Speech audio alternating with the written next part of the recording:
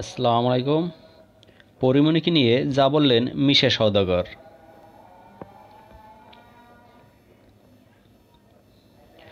মাদক মামলায় গ্রেপ্তার চিত্রনায়িকা পরিমণিকে নিয়ে কথা বলেছেন বাংলাদেশ চলচ্চিত্র শিল্পী সমিতির সভাপতি মিশা সওদাগর। গত শুক্রবার একটি বেসরকারি টেলিভিশন চ্যানেলকে মিশা বলেন, একজন শিল্পীর ব্যক্তিগত দায়ভার আমরা নেব না।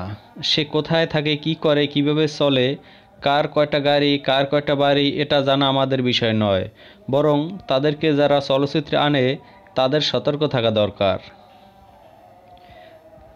মাদককাণ্ডে গ্রেপ্তারের আগে চিত্রনায়িকা পরিমণির নামে আপনার কাছে কোনো অভিযোগ এসেছে কিনা জানতে চাইলে তিনি বলেন, না, আমি তার নামে এরকম কোনো রিপোর্ট পাইনি। ও আমার ও আমার দুটি ছবিতে অভিনয় করেছে। ও অনেক মেধাবী অভিনেত্রী। মিশা বলেন, শিল্পী সমিতি সবসময় শিল্পীদের পাশেই থাকবে, তবে পরিমণির বিষয়ে শনিবার বোর্ড মিটিং হবে, সেখানে সিদ্ধান্ত নেওয়া হবে। গত বুধবার রাতে বিপুল মাদকসহ বনানীর বাসা পরিমণিকে আটক করে র্যাব। মাদক মামলায় তাকে গ্রেপ্তার দেখে রিমান্ড দিয়েছে পুলিশ। ধন্যবাদ সকলকে।